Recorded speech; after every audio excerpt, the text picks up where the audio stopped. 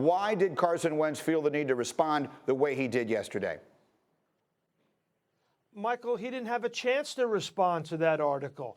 Remember, he was available at his locker on locker cleanout day after the season was over. The Eagles lose to New Orleans. They go back to Philadelphia, and Carson Wentz is available.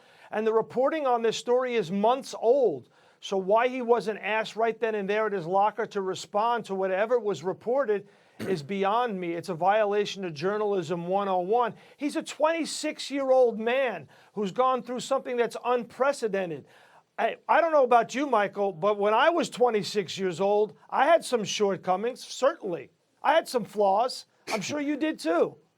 I have any number of them now, and I'm almost twice that age. But let's exactly. get. So, look, first and foremost, I want to make it clear I completely agree with you. If the reporting on this story, if these anonymous quotes were months old and no one brought them to Carson Wentz's attention before they were published, then that is a violation of anything anyone has ever learned about what we do for a living. Having said that, the stuff is out there. Yes. He responded the way he did. Fans are able to see the differences now between Carson Wentz and Nick Foles, both on the field and off the field. So where does it go from here?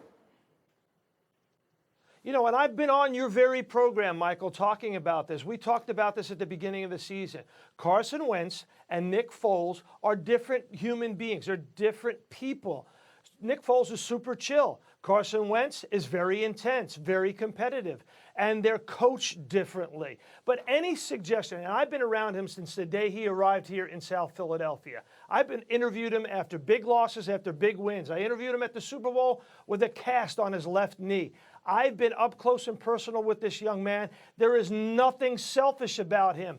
There's nothing uncompromising about him. He is a pleasure to coach. The idea that he is the same as Nick. Listen, the bottom line is people want Carson Wentz to be Nick Foles. He's not going to be Nick Foles, and people need to get over that. But in that building, Carson Wentz is thought of as a very good young man, a very unselfish player, a very unselfish teammate. Remember the story that I told you about how Carson Wentz would be in that facility side by side with Nick Foles when Nick Foles was going through his struggles in December last year in the run-up to the Super Bowl, in the quarterback meeting room. Fletcher Cox, remember I told you the story about how Fletcher Cox would go into the Eagles facility, be the first guy there, except he wasn't. Carson Wentz's truck would be there before Fletcher Cox ever got there. And people around that building marvel at how unselfish he was at a very difficult time in his life.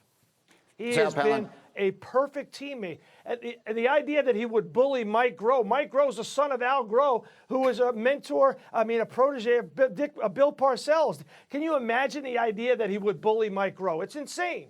Yeah, the story is being shot down a lot of places. Sal, outstanding perspective. Thank you so much. I'm going to bring Dan Orlovsky in on this, because as I was listening to Sal talk, the one thing that jumped out to me, this was not where we planned to go with this conversation, but Sal made, I don't think he meant it this way, but it's interesting. He says, people want Carson Wentz to be Nick Foles. He's not going to be Nick Foles. They're basically saying they want the starter to be more like the backup. If you want Carson Wentz to be more like Nick Foles, why are they choosing Carson Wentz over Nick Foles? Did that jump out to you? Yeah, and that's part of the culture of the people in Philadelphia and the fan base and the fact that it's so new. I mean, Nick But how about in the building? Forget the fans. I understand the fans. In the building, I think there's the reality of an understanding in the building that Carson Wentz changes that organization for the next decade. I don't know if there's people in that building that want him to be more like Nick Foles. Yeah. There's probably a great majority of the fan base because, again, Nick Foles brought them to the Super Bowl. He had this run this past season where he got them back into the playoffs after Carson went out again. But I give Carson a ton of credit for this moment, for kind of squashing the story. This is an example of leadership. This is an example of fantastic leadership by Carson going, you know what, I'm going to set the standard high. I can be better. I can be a better teammate, sure, and I'll work to get that done. I will say this, with everything that has happened, there is not a player in the NFL with more pressure on him next season than Carson Wentz. We're talking about Nick Foles, who brought this organization, this city, their first ever Super Bowl championship. He's a Super Bowl MVP. And in reality, Greeny, Nick Foles is more like the people of Philadelphia. He's the underdog, always doubted, never given the chance, and overcame it, where Carson Wentz was the early draft pick. So there's a ton of pressure on Carson to fill that void start fast next season and kind of answer any questions. I agree. Whoever would have thought we'd be there, but I think you make the right point. There is more pressure.